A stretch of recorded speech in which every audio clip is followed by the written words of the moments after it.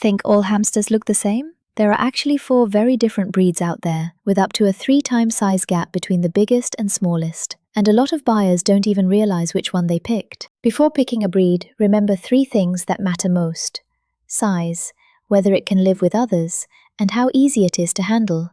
These 3 factors basically decide which type fits you. First up, the Syrian, the largest of all hamsters, with the calmest temperament, which is exactly why most beginners start here. But once it's grown, it must live alone, no exceptions. Next, Campbell's and Jungarian. These 2 look so alike that even some sellers can't tell them apart by their stripes alone, so never rely on the shop label alone when buying. Last, the Roborovsky, the smallest of them all. But here's the twist: it actually lives the longest of the 4 breeds, while the largest, the Syrian, has the shortest lifespan. Size and lifespan run in exactly the opposite direction. Whichever breed you choose, check these 5 things for a healthy pick: bright, clear eyes, a clean nose, smooth fur with no bald patches, normal activity level, and properly aligned teeth. For where to buy, professional breeders usually give clearer breed info, while pet shop labels can be unreliable. In Malaysian and Singaporean Chinese communities, Campbell's and Jungarian are often just called the dwarf type, useful shorthand when talking to sellers. Follow, breaking down each breed next.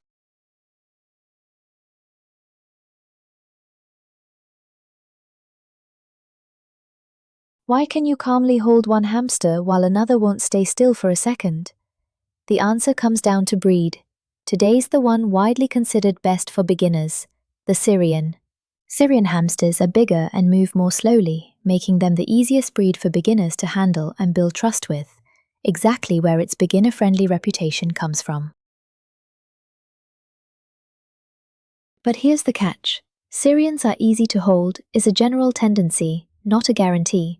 Some individuals, especially poorly socialized ones, will still bite, so don't assume every Syrian is automatically tame. They also come in the widest range of coats: short, long, curly, even satin. But the long-haired teddy bear type needs weeky brushing or the fur tangles and can even affect hygiene. Don't pick a coat type by looks alone. Building real trust follows a specific sequence.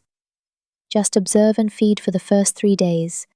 Place your hand inside the cage from day 4 to 7. Then let it climb onto your palm from week 2. Always move slowly and never reach in from above its head.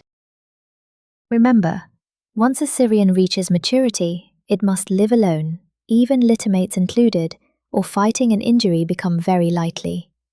This is non-negotiable. Space needs grow with size too. The cage floor should be at least 80 by 50 centimeters. Food portions need to be larger than for dwarf breeds. Too little causes malnutrition. Too much, without enough exercise, leads to obesity. The beginner-friendly choice: start here.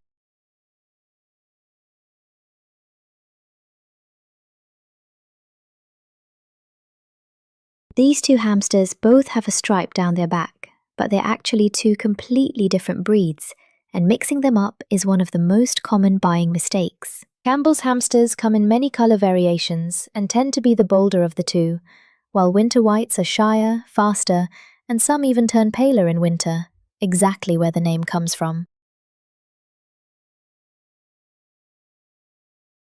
Just spotting a stripe isn't enough. Campbell's stripes are usually thicker and darker with a warmer tan grey tone, while winter white's stripe is finer with a cooler grey-white tone and a cleaner white belly. Compare both together for an accurate ID. Most people think it turns white because it's cold, but the real trigger is shorter daylight hours, not temperature. If it lives under constant indoor lighting, the color change may barely show. That's not illness, just a missing light signal. On personality, Campbell's is bolder but slightly more likely to bite defensively. Winter white is shyer and bolts faster when startled, but bites less often. Either way, both carry equally high risk if housed together. Those "they get along fine" stories are mostly lucky exceptions. Territorial instinct builds up as they mature, so weeks of peace don't guarantee long-term safety. Don't gamble your hamster's safety on luck.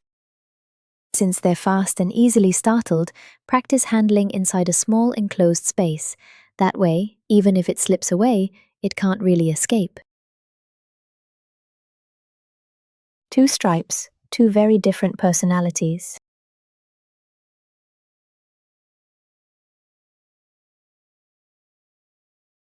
Put these two side by side, and even I have to look twice. Can you immediately tell which one is the actual Jungarian?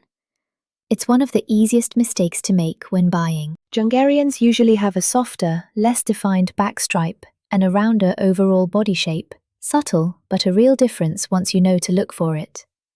Always confirm the species name, not just the common nickname. Beyond the stripe, face shape matters too. Jungarians have a rounder, fuller face with a blurred stripe edge, while Campbell's stripe is sharp and well-defined. Comparing face shapes side by side is easier than just checking the stripe. Here's an honest bit of trivia. In some international references, Jungarian is actually just another name for the winter white, and strict taxonomy often treats them as the same species. We separate them here purely for easier visual ID. When buying, focus on body traits, not the exact label. Personality-wise, it's a nice middle ground. More active and curious than a Syrian, but less prone to sudden defensive bites than a Campbell's. A good balance for beginners who want a dwarf breed without the extra sensitivity. They're sensitive to temperature swings, but the real risk is humid heat, not just cold. Coming from a dry, cold climate, poor summer ventilation actually poses a higher risk than winter warmth ever does. Always ask for the exact species name before buying, not just whatever nickname the seller throws out. Knowing the real breed saves you a lot of care mistakes later. Know the real name before you buy.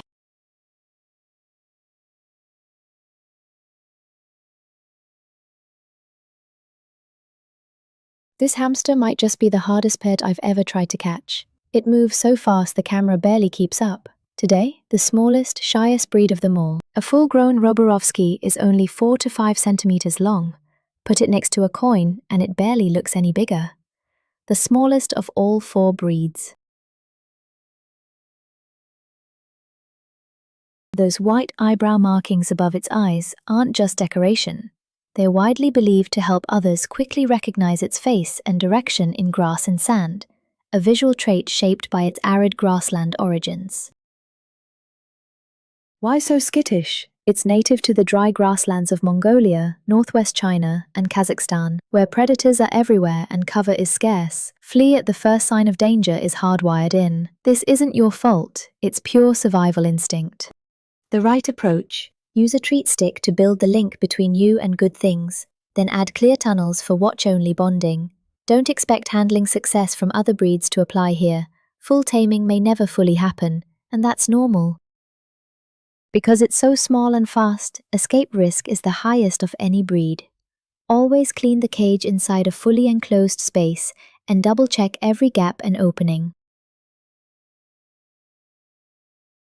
Besides the standard sandy gold color, there's also a husky variant with no eyebrow markings and a grayish-white coat. It just looks like a mini husky, but it's the same breed underneath. Best for watching, not holding.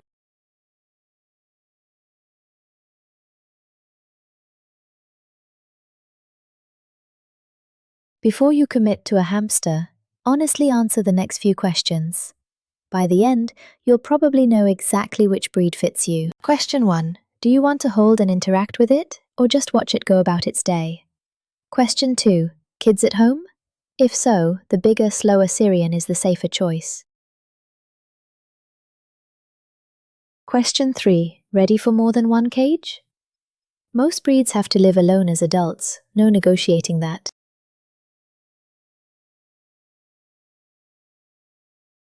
Question 4. How much sensitivity can you handle? Want interaction? Syrian. Okay with no handling? Roborovsky. Question 5. Big temperature swings where you live? Plan heating and ventilation ahead for Jungarians and Campbells. Question 6. And maybe the most important one. Is this your very first small pet? If so, start with the Syrian. It's easier to monitor and forgives beginner mistakes. Don't jump straight into the hardest breed. Question 7. How much cleaning can you keep up with? Dwarf breeds have faster metabolisms, so cleaning needs to be more frequent. Question 8. Sensitive to smell? An undercleaned dwarf cage can get smelly faster than Assyrians. Question 9. Often overlooked but actually top priority. Any cats or dogs at home? If so, the cage placement must fully block sight, smell, and contact. Constant exposure to predator scent seriously harms a hamster's health and behavior. The 3 regrets beginners hit most often. Picking a dwarf breed thinking smaller means easier. Housing them together for company and ending up with a fight. Not checking cage size and placement until it's already home. Answer these before you decide.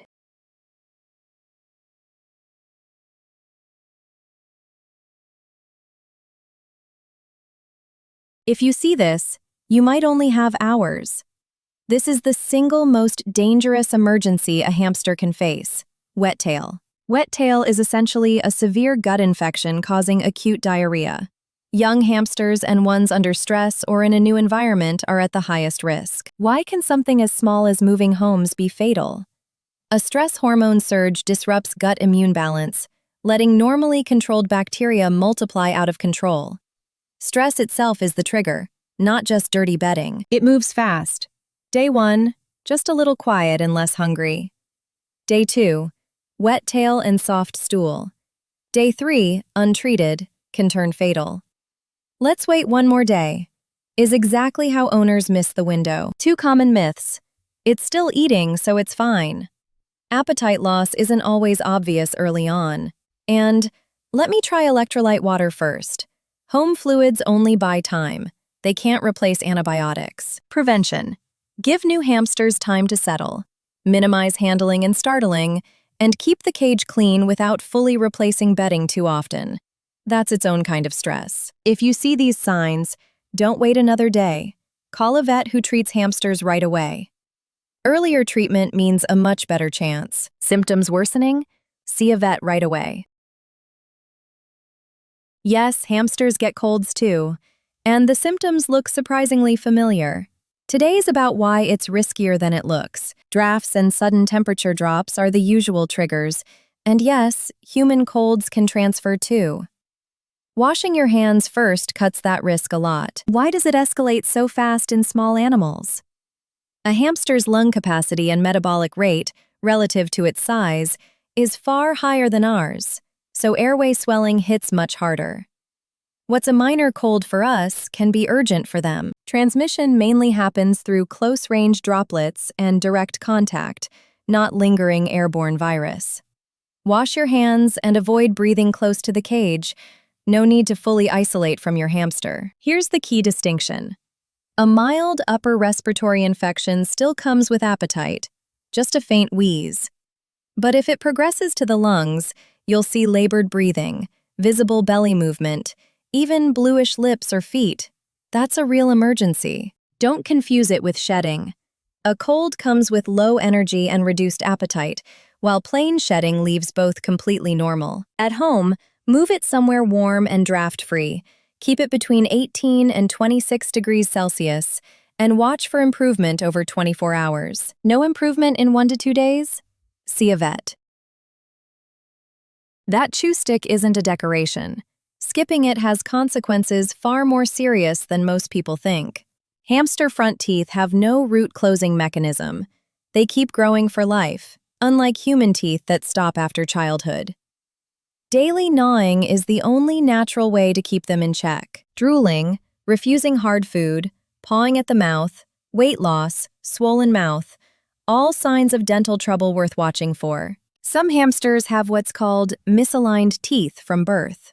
Upper and lower rows don't meet evenly, so they keep overgrowing no matter how much chew material you provide. This needs lifelong vet trims. It's not a care mistake. There's a chain reaction too. Eating difficulty pushes them towards soft foods only, leading to poor nutrition over time. Weight loss is often a delayed warning sign. Regular weighing catches it earlier than waiting to see thinness. Keep chewwood on hand, plus pellets and shelled seeds that require gnawing. Let the food do some of the wearing down work. If it's already drooling and refusing food, this is beyond home care. Only a vet has the tools to trim teeth safely and check for misalignment. Check teeth regularly. Don't wait for drooling. Shedding isn't always a problem, but if you see these signs, it's time to actually worry. Normal shedding is seasonal and even, with no redness.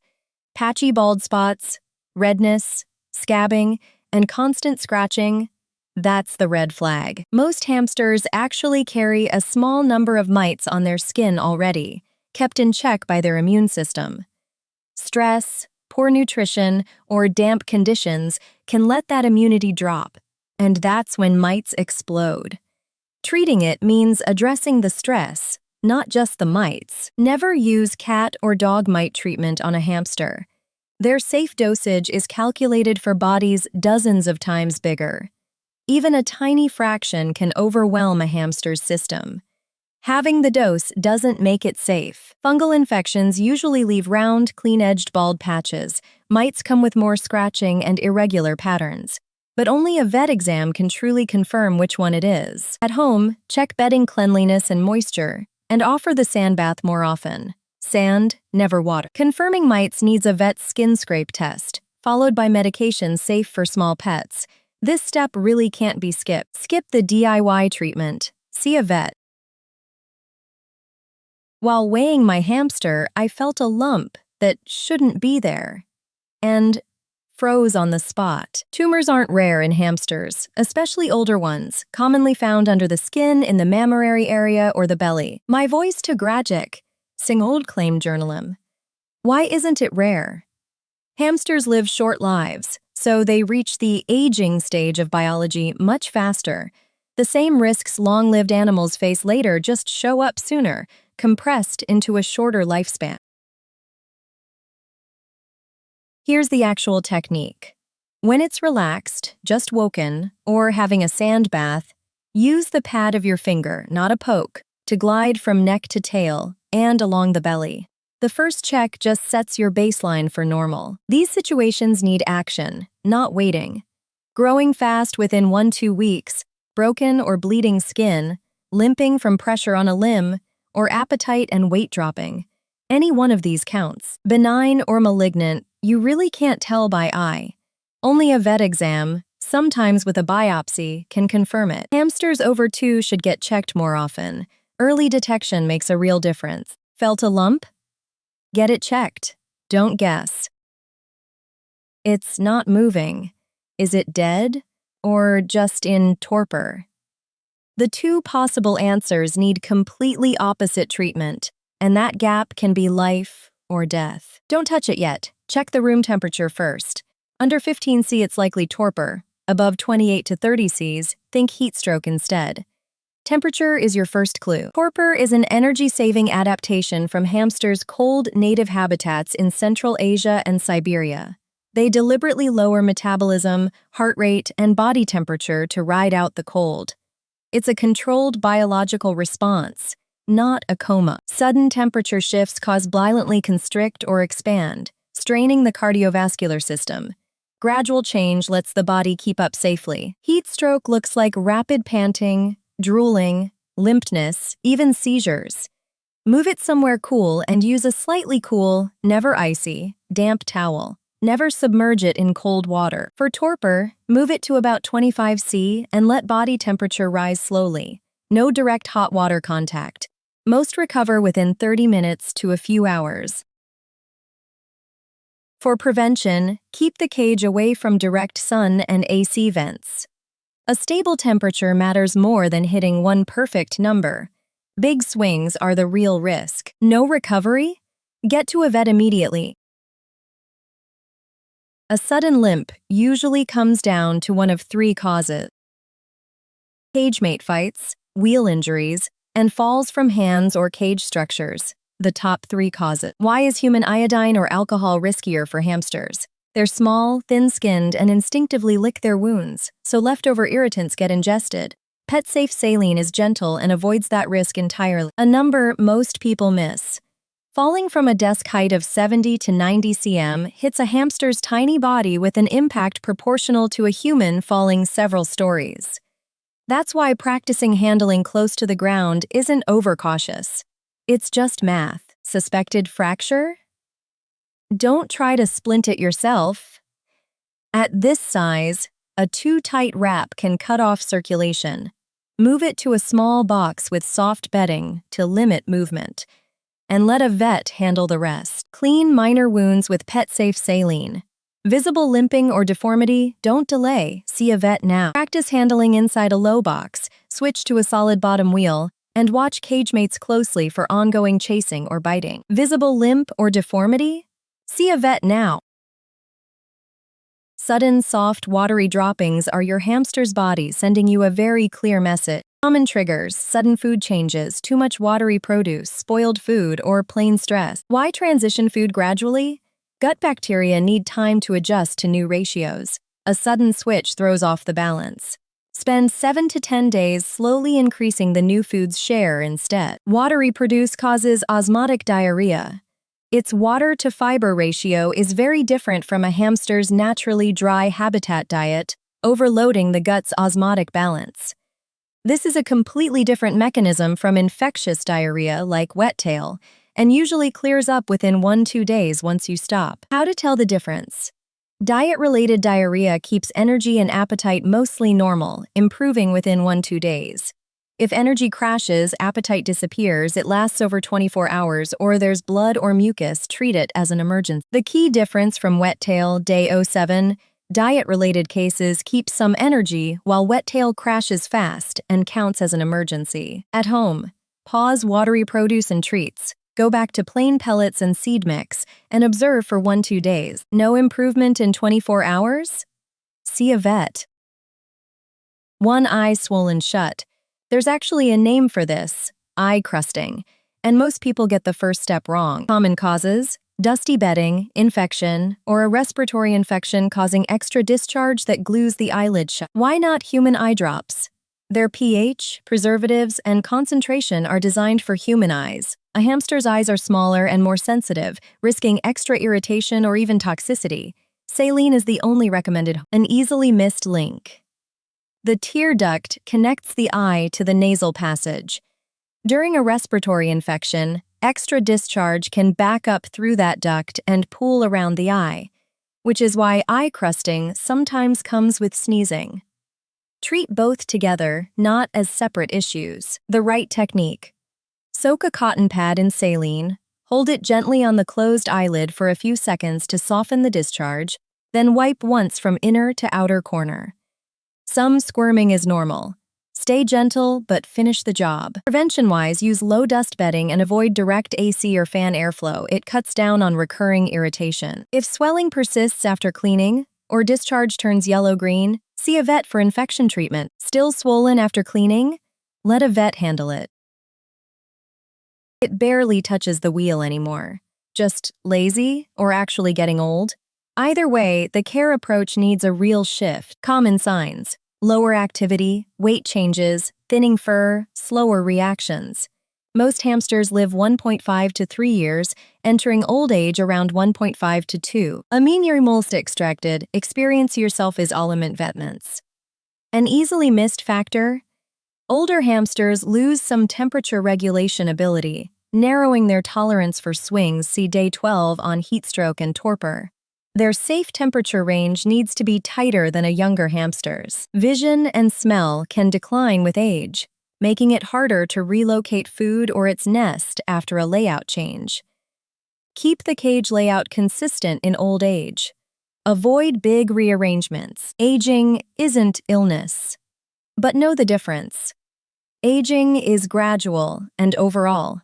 A sudden crash in activity, total food refusal, or fast weight loss within a day or two isn't just old age. It needs a vet check. Care adjustments. Add ramps instead of ledges. more soft bedding for warmth, and simplify climbing structures to reduce accident risk. If chewing slows down, offer softer food and check in on its health more often. More patience, more observation. That's all it needs. Searching for a vet only when the emergency hits is often too late. This is something you really need to do ahead of time. Why doesn't animal hospital automatically mean can treat hamsters? Vet training is mostly built around cats and dogs. Exotic pets need extra specialized knowledge, from dosage conversion to anesthesia risk. Not every licensed vet has that training. Don't just ask, "Do you see hamsters?" Ask, "What was your most recent hamster case?" And, "Do you stock medication dosed for small animals?" These follow-ups reveal how deep their actual experience really goes. Also, check if they have gram-accurate scales, a simple clue for whether they actually handle tiny patients. Saving confirmed vet info ahead of time means the finding a vet step is already done before the emergency. Cases like wet tail, day 07, may give you only hours.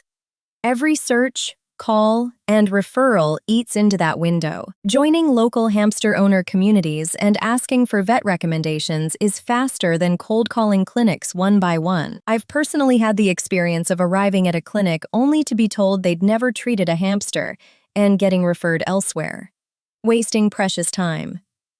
Don't let that be your story too. Find a vet before the emergency, not during it. Here's exactly what's inside my hamster's emergency kit.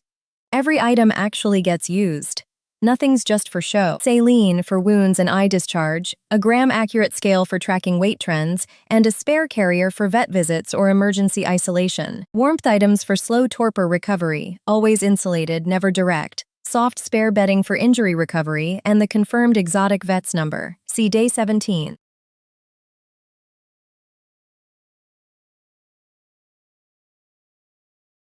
Most people use the scale wrong. A single number means little. The real value is weighing weekly at a fixed time and tracking the trend line.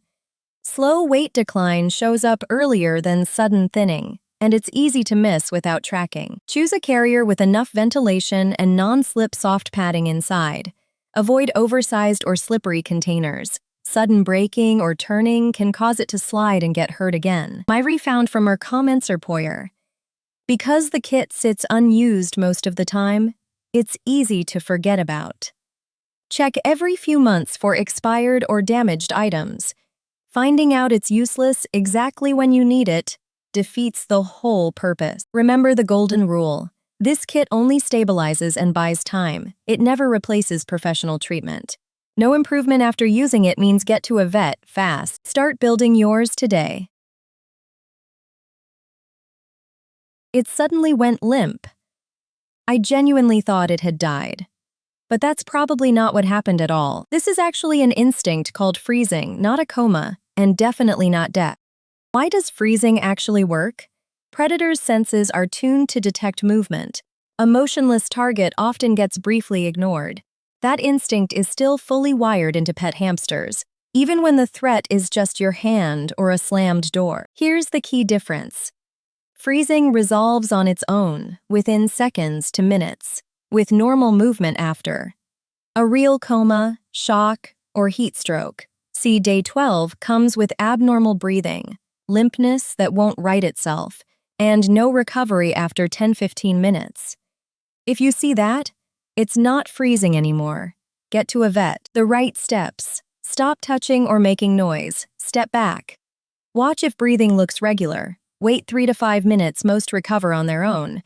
If behavior stays off afterward, keep watching instead of assuming it's fine. If this keeps happening often, it might mean chronic stress, too much noise, too much disruption. Worth rethinking where the cage sits. Stay calm, give it space and time. In most cases, this is just a perfectly normal instinct at work. Still low energy after? See a vet. Why does its face suddenly look twice the size?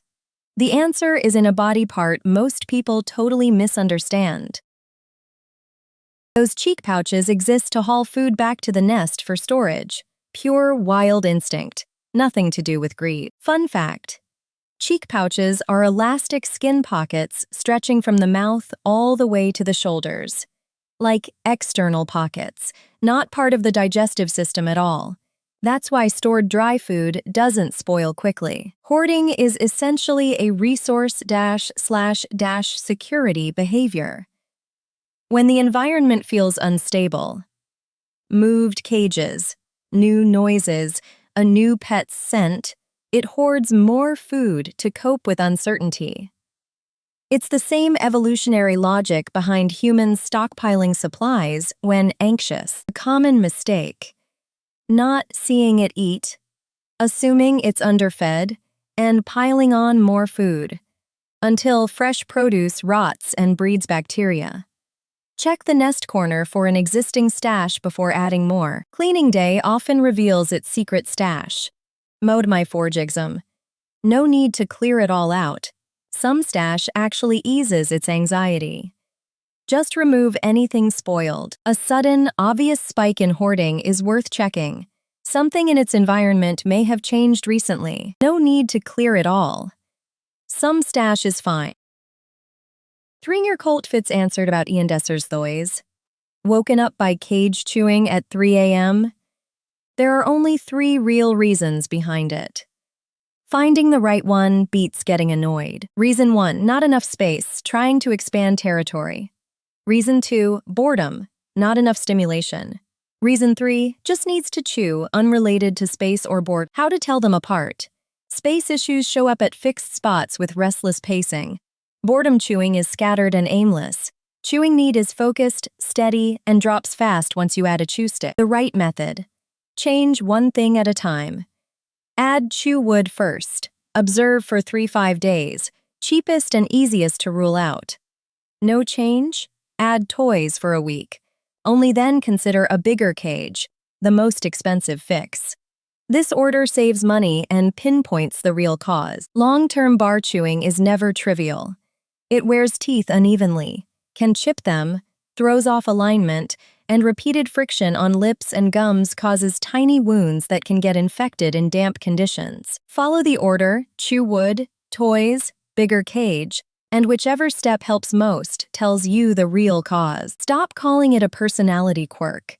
It's been telling you exactly what it needs the whole time. Try each fix in order. Find what actually helps. It suddenly stands up. Scared or just curious? The answer might surprise you. It's an alert pose, sniffing the air to assess threats, triggered by new smells, sounds, or light changes. Why does standing help it detect things better? Hamster eyesight is actually quite weak. It relies mainly on smell and hearing. Standing lifts the nose and ears above ground-level air currents, catching distant scents and sounds more effectively. It looks like watching, but it's really smelling and listening. Versus stretching or yawning, alertness is tense, with rapid nose twitching and ears aimed at the sound source. A stretch is loose, relaxed, slow-moving. Knowing the difference avoids a false alarm. If it's alert almost all day, check. Is the cage near a TV, speaker, or fridge compressor? In a high-traffic spot? Do cats or dogs hover nearby? Does light swing dramatically, like facing a floor-to-ceiling window? Any of these can be a chronic stressor. Having a reader, the tread of 19, here's a piece. No need to comfort or intervene. Give it time to decide things are safe. Too much attention can actually make it more tense. If you find a stressor, just repositioning the cage often makes a noticeable difference. Occasional alertness is normal. Constant isn't. Grooming is normal. But this particular kind is actually worth worrying about. Normal grooming is smooth, with pauses, leaving a tidy coat. Overgrooming is obsessively chewing one spot, causing bald patches or skin damage. That's the real warning sign. The mechanism behind overgrooming: chronic stress keeps cortisol elevated, and some individuals develop repetitive self-stimulating behavior as self-soothing, much like humans biting nails or tapping a leg under stress. It's the body releasing anxiety it can't otherwise process. In multi-hamster setups, the bald spot might not be self-inflicted. A cage mate could be chewing its fur, known as barbering. This pattern shows up on the back or neck, spots it can't reach itself. A strong sign the housing arrangement has broken down, see day 25. Practical fixes. Check if there's enough enclosed hiding space, see day 29 for nest boxes. Assess whether the cage sits in a noisy spot, see day 22. Then add chew and activity toys to rule out boredom. After adjusting, observe for 1-2 weeks if the bald patch stops spreading and fur starts regrowing. The environment was the main cause. If it keeps getting worse or redness won't fade, see a vet to rule out a skin issue like mites. See day 10. Redness not fading? See a vet. That hunched running posture is your hamster very clearly telling you the wheel is too small. Dwarf breeds need at least 20 cm, while larger breeds like Syrians and Jungarians should get 28 cm or more. Nocturnal behavior runs on a deep biological clock. Night activity in the wild lowers predator risk and saves energy in cooler temperatures. This isn't a habit you can retrain. Forcing daytime interaction fights its body clock and can add real stress. If the wheel is smaller than its fully stretched body length, the spine is forced to stay curved while running. Repeated over time, this can affect spinal health, especially in young or larger hamsters. Let it stretch out fully. Then pick a wheel clearly bigger than that length. There's no fixed right amount. What matters is relative change. Track 1-2 weeks to establish a baseline, then watch for 2 or 3 days of clear deviation alongside appetite and energy. A single day means little. The trend is what's reliable. If it's active by day instead and quiet at night, its body clock may be flipped. Check for too much light or noise disrupting sleep. Pick a solid bottom, quiet-bearing wheel. Protects its feet and lets you sleep too. No fixed number, watch for changes instead. They get along fine. Usually just means the bad day hasn't happened yet. Once mature, territorial instinct runs strong. Most breeds simply aren't built to cohabit. Peaceful is temporary, and risk builds over time. The root cause. In the wild, food and water were scarce and scattered, so each hamster claimed its own burrow and foraging range. Exclusive access mattered for survival. Even with plenty of food at home, that instinct still kicks in at maturity, regardless of how close they seem. Warning signs. Chasing. One constantly avoiding the other. Raised fur. Sharp squeaks. Any biting or bleeding means immediate separation. Injury can happen in seconds. The maturity timeline matters. Most breeds hit sexual maturity at 4 to 8 weeks, when hormone shifts amplify territorial behavior. Start planning separate cages around week 4. Don't wait for an actual fight. After separating, check both for bites. Clean with saline, see day 13. Keep the cages apart so they're not constantly smelling each other, and make it permanent. Don't try recombining even if injuries look minor. Roborovskis being more social doesn't mean risk-free.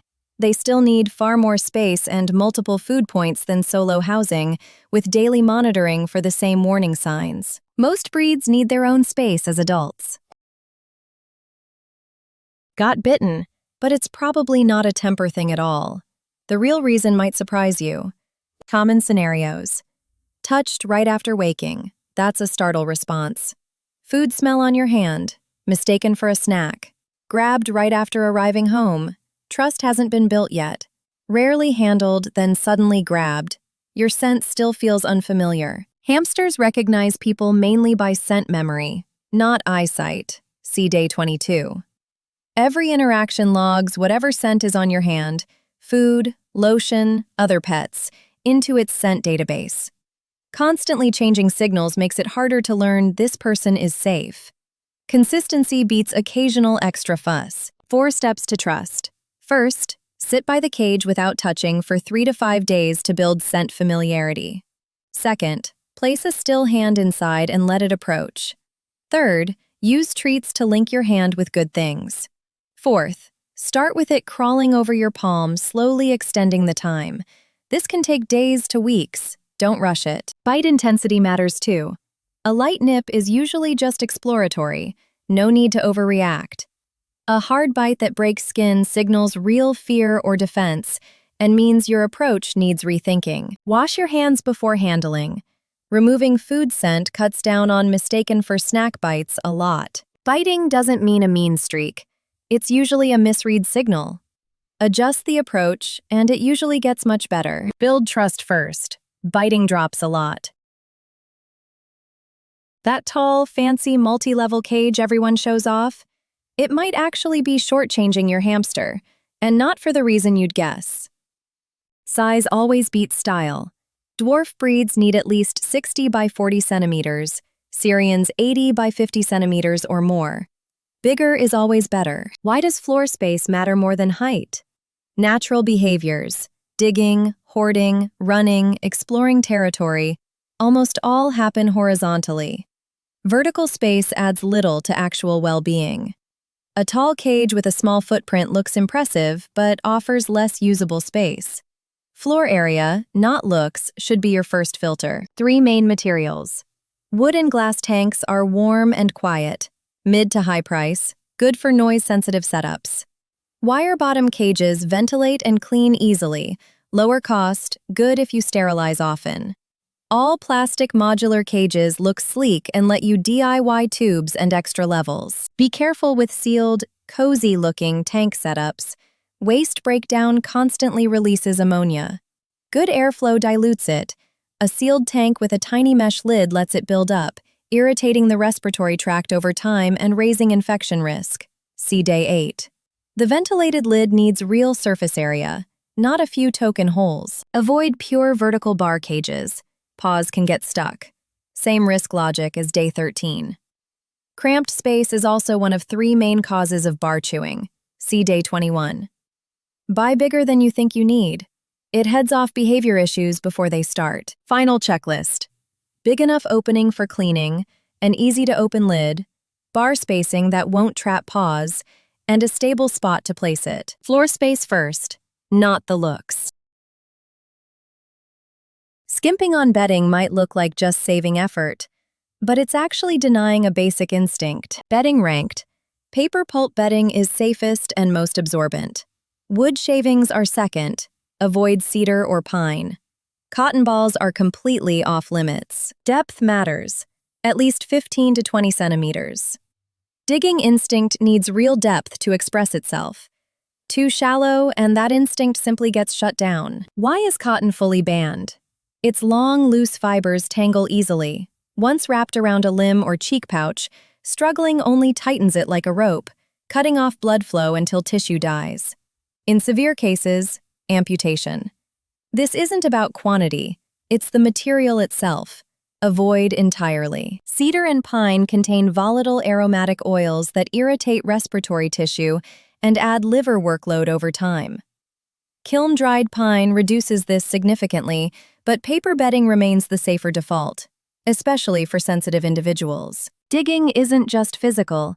It's a key way to release instinctual stress and feel secure. Without enough depth, that need goes unmet and can feed into other issues like over-grooming, Day 23, or bar chewing, Day 21. Don't clean too aggressively. Hamsters build security through scent. Wiping it all out repeatedly erases that scent map. Spot clean weekly, deep clean monthly. Go paper bedding, at least 15 centimeters deep. Missing any one of these and the setup isn't actually complete, no matter how it looks. Wheel. At least 20 centimeters for dwarfs, 28 centimeters plus for Syrians and Jungarians. Nest box is non-negotiable, fully enclosed hiding space. Sand bath uses fine sand, not water. Offer it 2 to 3 times a week. Which nest box material? Wood breathes well and is cheap, but wears down and needs replacing. Ceramic resists chewing and holds heat, but is heavier and needs careful cleaning. Avoid thin plastic entirely. Bite force can crack it into sharp shards, risking both ingestion and cuts. Can it be chewed into a hazard? Is the real safety filter, not price or looks. Use sand made for pet baths. Fine but low dust, not construction sand or talc. Overly fine, dusty sand can irritate the airway if inhaled a lot. See Day 8. In the wild, sand bathing, not water, is the natural cleaning method. Water baths risk chilling or skin issues instead. Mixed chew toy types. Soft wood sticks for frequent daily chewing, low cost. Mineral chew stones offer more resistance for stronger chewers, though some hamsters need time to warm up to them. Skip printed or glued cheap toys. Unclear chemical exposure risk. Climbing structures add enrichment, but keep level gaps within 2 to 3 times its body length, with thick bedding underneath as cushioning. Fall risk, see Day 13. More levels mean more accumulated risk. Balance enrichment with safety. More isn't always better. Before adding anything, ask, does this raise fall or ingestion risk? Wheel, nest, sand bath, chew toy, all required. Having all the gear doesn't mean it's set up right. Get the order wrong and you're redoing it anyway. Correct order. Lay 15 to 20 centimeters of bedding with a dig zone reserved. Place the nest box in a corner, away from the entrance and bright light. Install the wheel away from the nest to avoid noise. Add food bowl and water bottle. Then chew toys, sand bath, and climbing pieces.